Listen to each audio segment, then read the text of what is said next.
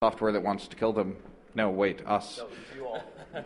Everyone not us. I'm going away now. Give him a hand.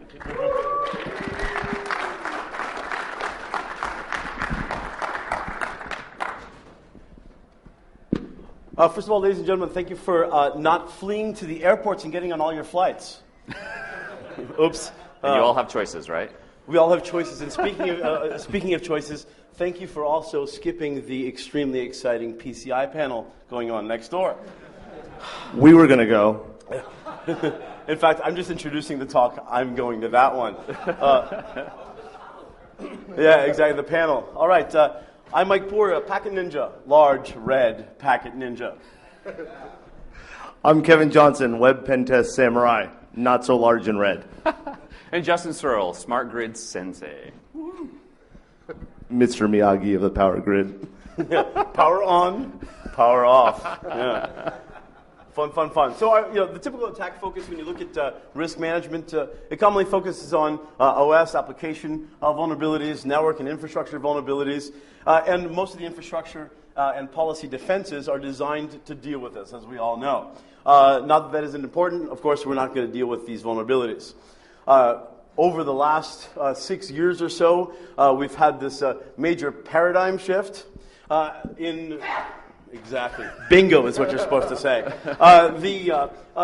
In the focus against client-side attacks, going after our browsers, email clients, apt, not necessarily the pack manager anymore, as we all know. Debian is evil. Yeah, Debian is evil. And by the way, we're releasing the next version of Samurai WTF on Debian.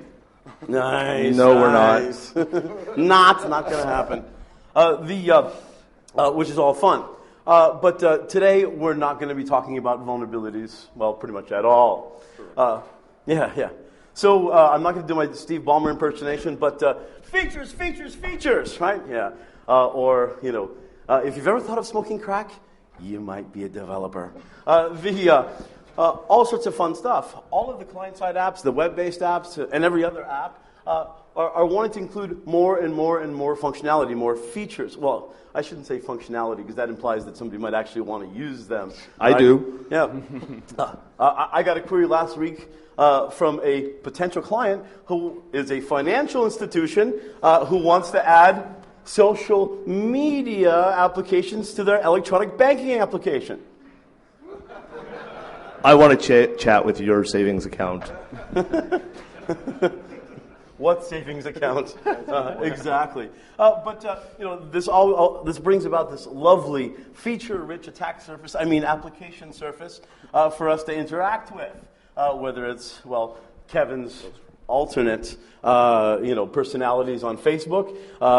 In case you haven't noticed, all of us are all coming out as Kevin's alternate Facebook applications. Thank you. Yeah, I didn't say we're all coming out, but I guess I just did.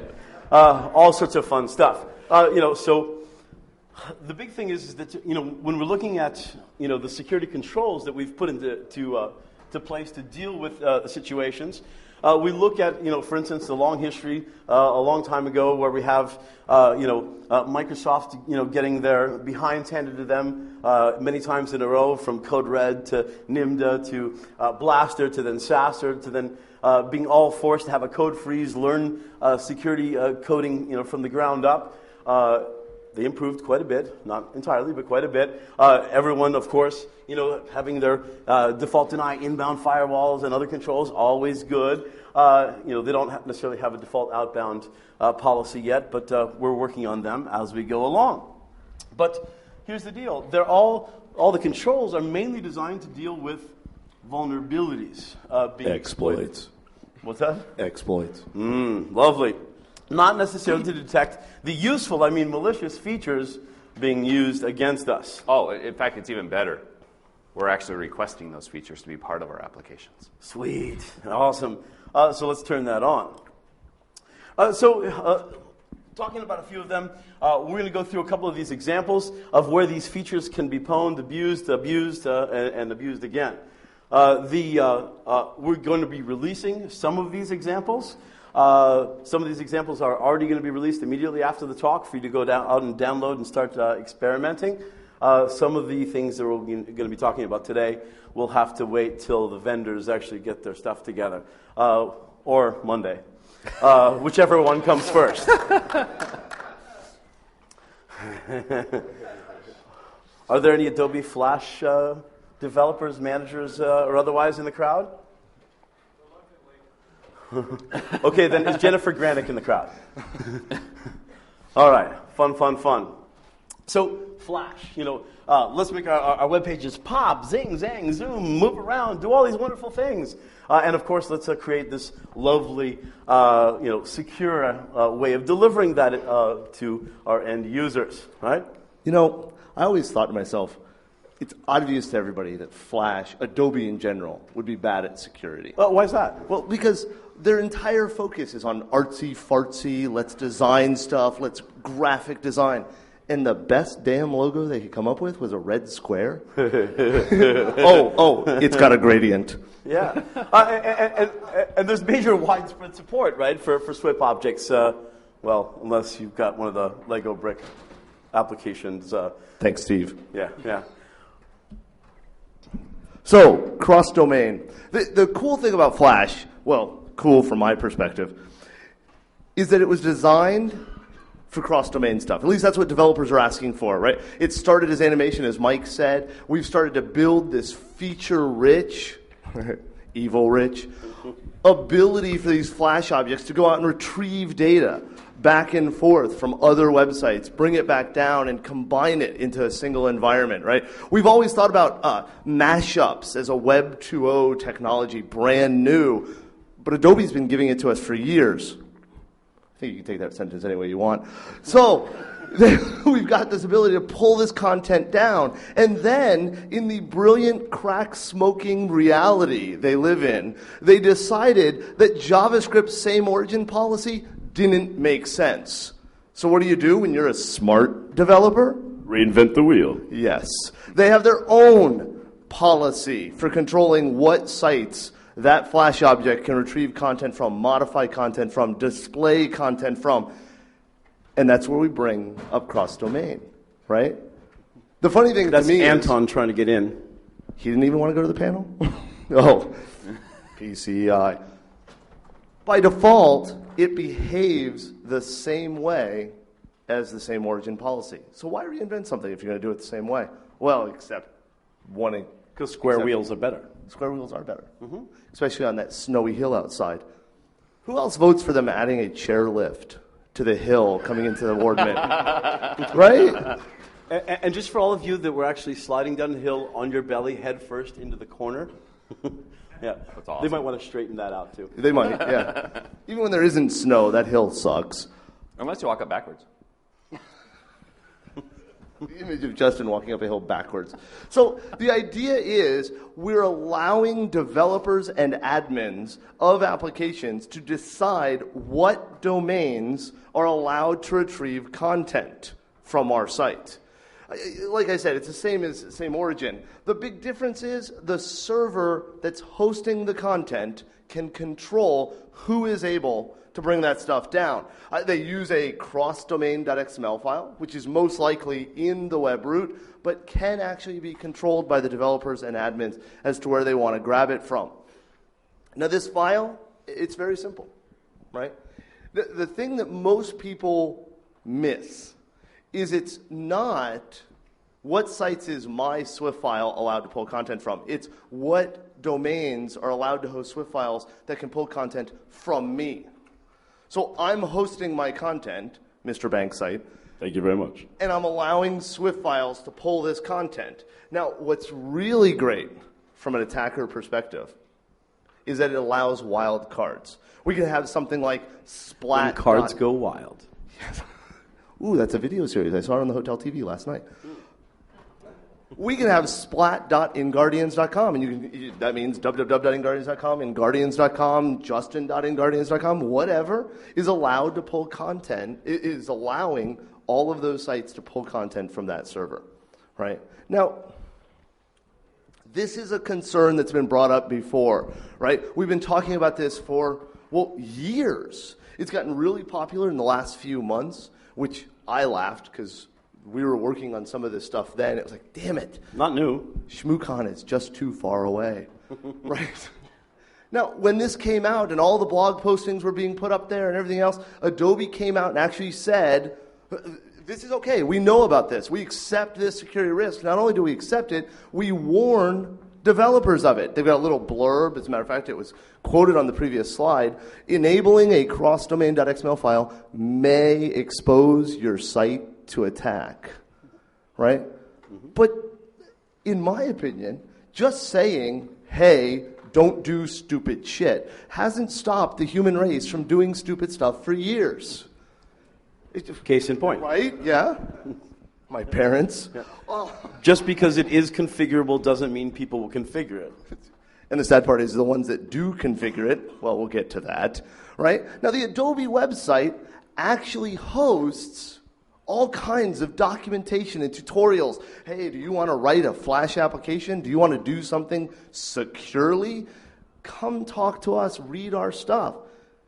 And that documentation, just in a simple read of some of it, as I was learning how to build Flash objects, as Mike and Justin were learning how to do this, we were reading these things, we're finding cross-site scripting, cross-site request forgery. And the most common vulnerability we found in these tutorials are SQL injection. In the tutorials that are teaching you how to develop these things securely. From the Adobe website. Now, we don't assume that Adobe has written all of these tutorials, right? We don't want to stand up here and say... because that would be quality. Right. Total quality. Yeah, it would be better. But is Craig Simmons in the room? Craig? Just checking. All right. Good. This is one of the examples that we got, right? This was written, supposedly, because we believe everything on the web, Adobe Developer Connection, Craig Simmons, who is the senior lead and quality engineer. He wrote a tutorial called Using ActionScript 3 to retrieve MySQL data using server-side ASP scripts. MySQL data? MySQL data. Yeah. Well, it is now. Yeah. Oops. I did find it funny, though, using MySQL with a Windows technology just seems an odd combination. And in this script, right, he's giving you the ASP script, he's giving you the XML file that the Flash object will send to the server and retrieve from the server, and he's giving you the Swift file that contains this action script. What does this action script do? It builds an XML document with a series of full SQL queries that are sent via an HTTP post up to the ASP file, which parses the XML document, takes the query from the client application, and runs it against the database. You know, this isn't even SQL injection. This is SQL request. You're asking for it. Thank you. And I have to say, yeah, please, yeah, it is quality, right? This is just one sample of the examples we found on the website. You can't make this stuff up, ladies and gentlemen. I tried. Nope. If we made it up, it would be more realistic. Well, yeah, especially if I wrote it.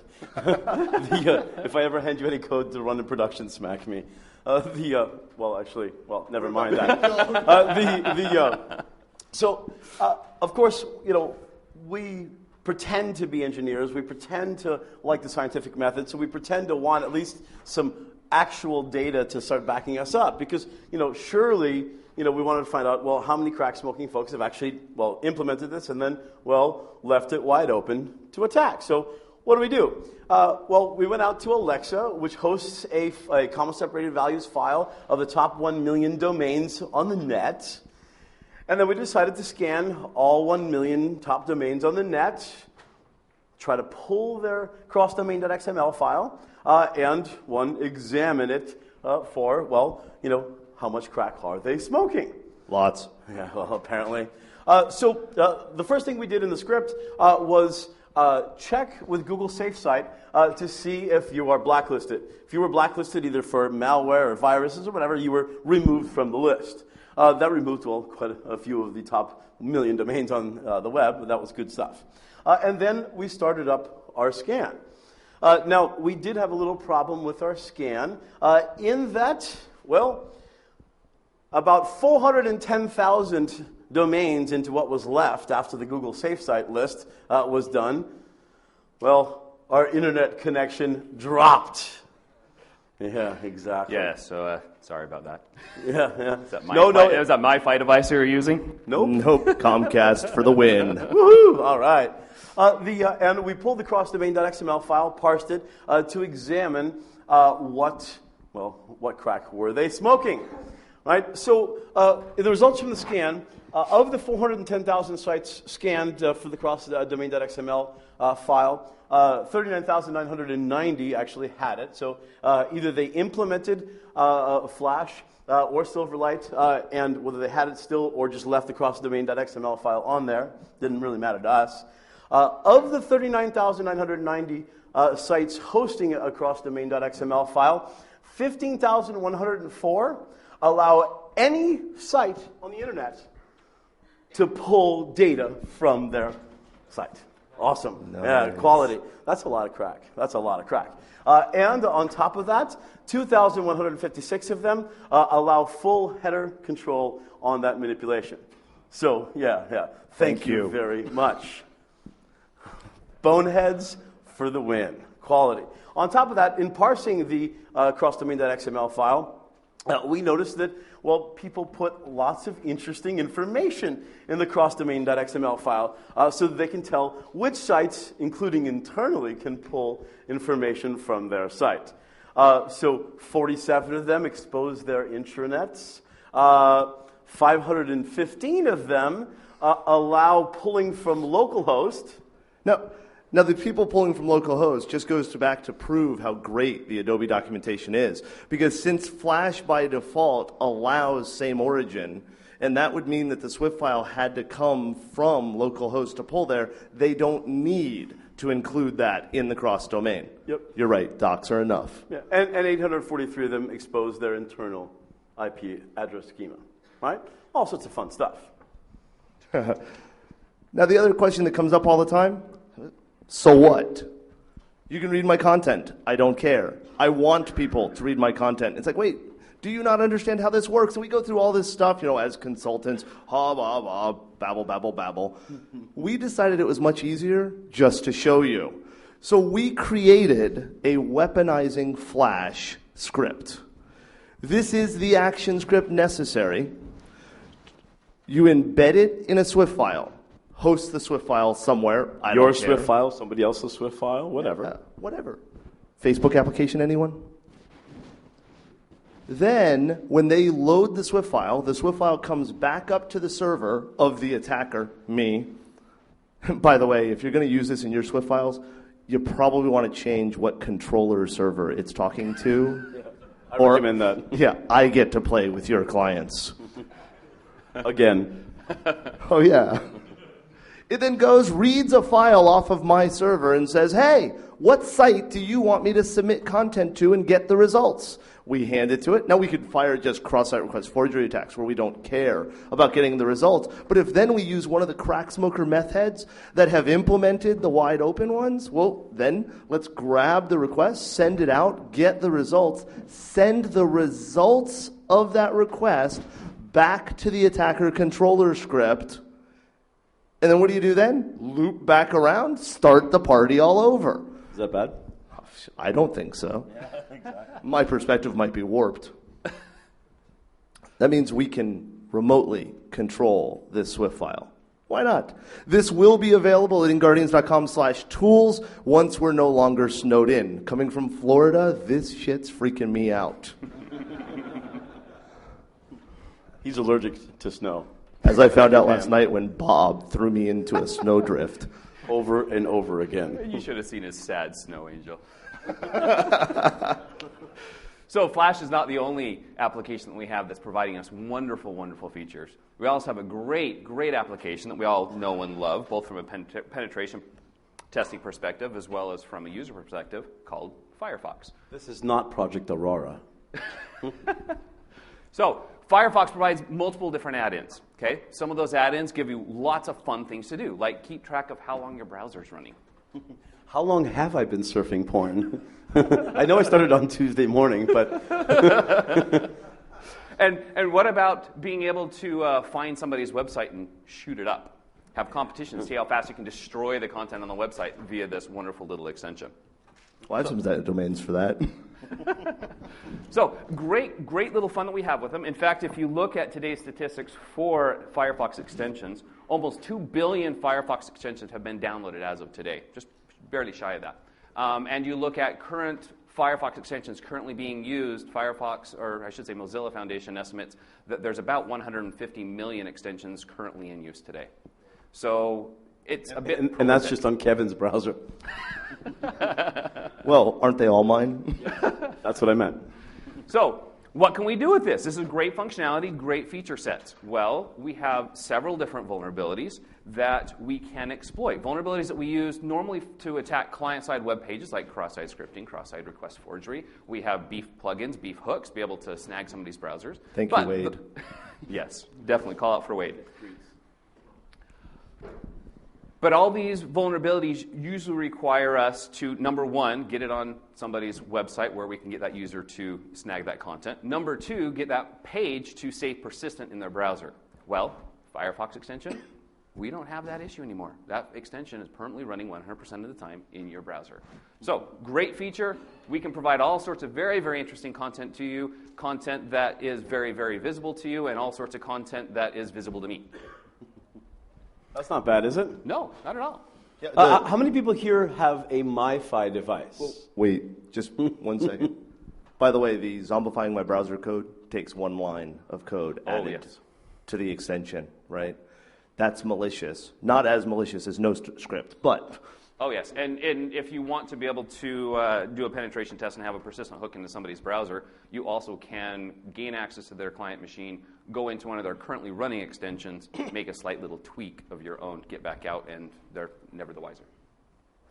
Modularity and extensibility, thing of beauty, isn't it? Yes. But back to my question, how many of you have a MiFi device? I know I do. One of these beautiful little things. Anyone this else? is the Verizon version. The Sprint version is silver. Yeah. Yeah, I know. And I gave it back to you last night. Last night? Okay, so MiFi. We've heard several different vulnerabilities over the last few weeks affecting this MiFi device. So here's a brief little history over the last month. Early in January, it was discovered that the web administration page for your MiFi devices have several different vulnerabilities. How many of you guys saw this? It was tweeted out, it's a couple pages. Baldwin so Brothers not for the many win. of you. Yeah, I had no idea the Baldwin brothers were security researchers, but hey. Okay, so pretty severe cross-site scripting, cross-site request forgery, and the fun one, authentication bypass. They will check to see if you're logged in on all of 3 of the many pages that is available. Oh, and Verizon knows about this, and they are working on that. Yes, it is actively being worked on. But I talked to them specifically on Friday, and they said, don't worry, you have to be within 15 feet of the device to pull it off. So, how close are you guys to me? okay, then it was discovered that one of the pages that is susceptible to the the authentication bypass was the configuration file. So all you have to simply do is request the configuration file from the browser without logging in, and it will very gladly give that page to you. Not only that, if you want, you can actually send it back up to the client, and it will automatically take that in, run whatever you tell it to do. Wait a minute. Glad that wasn't mine. That's okay. Good thing I have copies of all your configs anyway. So, and then last week, Joshua Wright, one of our fellow coworkers, Yay, Josh. gave us an article discussing about some of the weaknesses in the way that Verizon, in particular, had set up the default SSIDs and the default passwords for those SSIDs. And we have Hikari from Pico was kind enough to run some, or is in the process of running a couple hash dictionaries for us. And it's going to take him about 37 hours is all to calculate every single possible default SSID and default password for MiFi devices. Thanks, Hikari. He rocks. Yeah, Yes. Pico. Rocks hard. Good stuff, man. Yep. And rocks fast. Okay, and as of today, we build upon this. Okay, so first thing I did when I got my MiFi device, jumped into it, looked in the configuration file, So, okay, that's the kind of limit on what I can do. That's not really cool at all. And you left it by default, right? Because that's what we all do. Oh, yeah. No, of course not. How many of those that actually have a MiFi device actually left it in default mode? Oh, none Raise of your you? hand, Tom. You're Raise your screwed. hand, Tom. Okay, so I went through and I found on one of the pages a very, very odd setting that was one of the default settings. So if you look up here on the port forwarding page, they have HTTP port forwarded over to Never Never Land. This is an IP address that Michael is a valid Jackson's IP dead. address in the WLAN in your wireless network. However, it's something that's not populated or an IP address that will never be issued out. And what did I do as a security professional? I disabled it. Okay? Why allow traffic from the internet to go through my device out into Never Never Land? Because that's just stupid. It's wasteful. Security for the fail. I know. And then another thing that I did is I also went through and changed my default IP address range for my wireless network. Okay, 192.168.1.1 is just something that I find a little too common. I didn't like it. I quite often will do multiple route tables through multiple interfaces when I'm doing penetration tests, and I didn't like always that use setting. the 6.6.6 network. No, actually 10.6.6.6, if anybody's interested in jumping on. Well, So the you're- 6.6.6 network is owned by Milnet, so it's much more evil. Oh, yeah. Nice. Had a So particular you're more secure. Oh, I'm much more secure. Yeah. I secured my MiFi device. I made sure that nobody could get into my MiFi device. Fail. Guess what? If you remove that setting, you are now susceptible to authentication bypass from the freaking internet. Yeah. The freaking internet. I've seen that site. Dude, I run that site. You So, sent me the link. this web admin page, by default, runs on all interfaces, including your cellular interface, which runs on a public IP address, which is accessible from the internet. So if you remove these settings, anybody that happens to get out there and scan for it will find your device, find the configuration, and will have the option to upload their own configuration to your MiFi device. Well, what's in a configuration file for these things? Oh, there's absolutely nothing in the configuration file for these things other than the password to control the device, the SSID for your wireless network, the PSK for your wireless device, and all sorts of other interesting settings that if you accidentally put in other information, the device fails to function anymore. Nice. That's a cool password. It's a really cool password. It's kind of a fun password, huh? You know Wha- what? wha- wha- I have why- never found any password cracker ever figure out my passwords. Never. That's awesome. By the way, that is your device, Kevin. Damn. It's not my device. And yes, that is my password on your device. Nice. I hate when he does that. So, what do attackers do with this? Of course, they would simply scan the internet trying to find these devices. If you look at Verizon, Verizon has about 4 million IP addresses dynamically assigned to your MiFi devices when they connect up to the internet. Or 8 million if you trust Nmap's output. Yes, so when you scan a whole bunch and you force Nmap to do a whole bunch in parallel, it tends to have some interesting output every now and again. But if you had scans. if you had scans, right. of course, only if you had scans, and if you had those scans, and if you wrote an NSE script that automatically extracted this data out, you know, if you were gonna release it to everybody theoretically, at it the should only conference. take about 2 days to scan all 4 million IP addresses and find interesting data. Hypothetically speaking. Hypothetically speaking, of course. Yeah. Moving on. Enough. And there's an issue out there. There is a problem. Is Jennifer there are Granick in the people crowd? that are vulnerable. So fix your devices. It's luckily not too bad. Apparently, there's a whole bunch of people that by default don't bother ever changing these values. There's a whole bunch of more people that do change these default values to disable that port forwarding because it's a security flaw, and fail to change their default admin password. Yeah, that was quality. Admin, ADMIN. Only about 40% of all devices found hadn't changed their default password, and 60% of all devices hadn't changed their default PSK and SSID. Hypothetically found, right? Your Yeah. friend was doing My it. friend was right, doing yeah, it. yeah, maybe. Well, actually, we had 2 friends that also followed in suit. How many of you found Tom? Oh, never mind.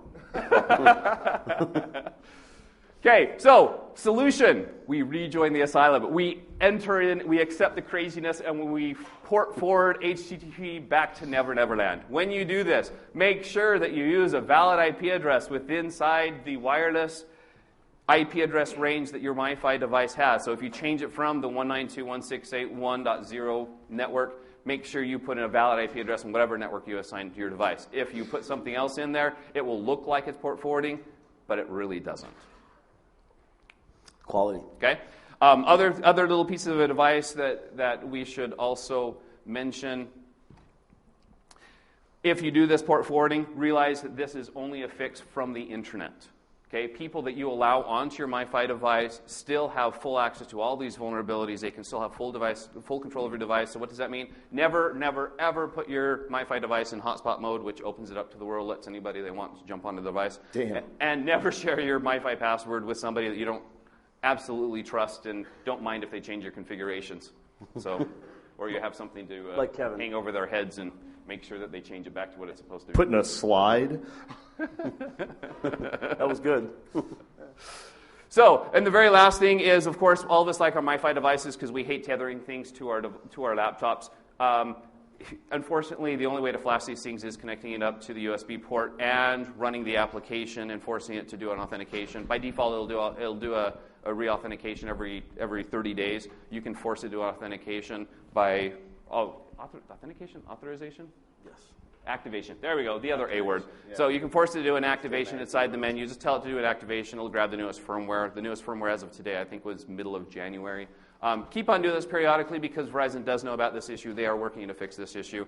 So hopefully we'll have a fix very soon and it will automatically be pushed to your devices as long as you tether and run the application. If you never do that, it'll never update. Did Justin tell people to just suck on their Verizon Wi-Fi? Pretty much. Yeah. Yeah. They're lickable. They're lickable? No. They're lickable. iPhones are lickable. MiFis are not. Which is He always gets them confused. Which is which? Yeah. Fun. Which brings us to my new favorite exploration playground, right? Every time Kevin says, my new favorite thing, run. We found a new group of crack smokers, the W3C. Want 3 crack rocks is what I think it means. Probably.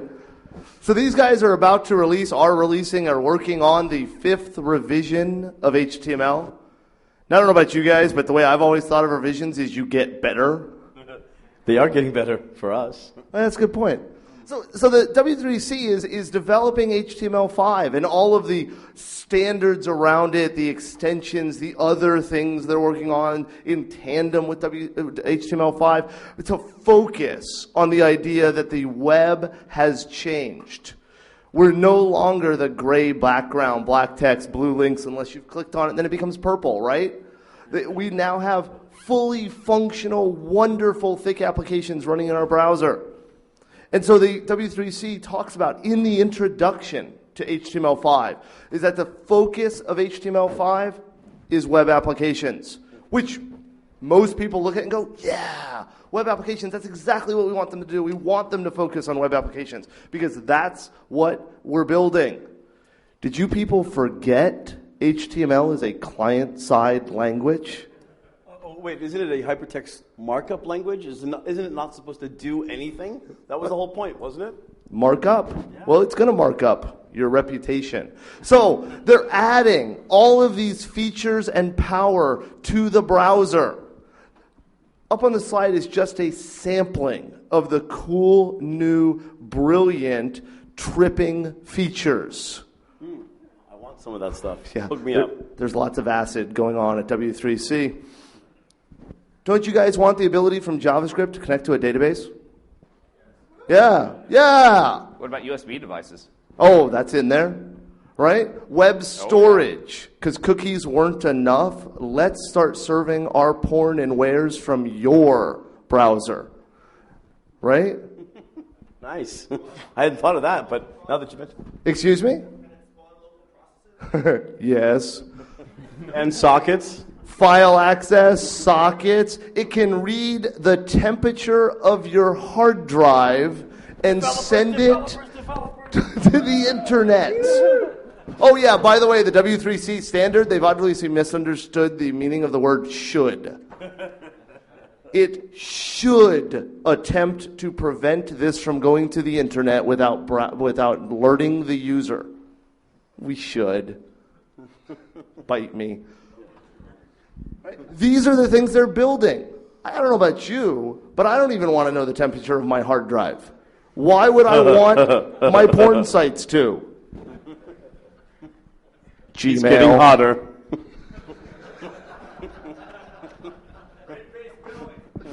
Yeah, that's it. These are the features we're getting. As we dive deeper into this idiocy, as we go forward into the wonderful horizon of vulnerability. We will not go quietly into the night. Oh, I've never been quiet. We know, Kevin. This is what we're getting at. Yeah, absolutely quality. And it's just one of those things where, over the last couple of years, these features have become much, much more useful to all of us as pen testers. So I say, keep it going, bring it on. It's good stuff. We want it, and we want more of it. So, thank you very much. Thank you.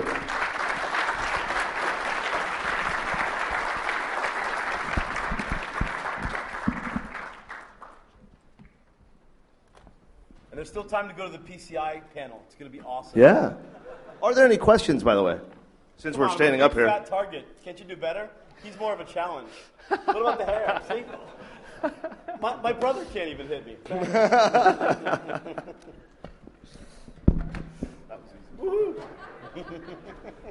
By the way, if anybody's interested, that NSE script will be uploading as soon as Verizon, we confirm from them that they have a fix out. We'll upload that to the Nmap site. Monday morning, whichever one comes first.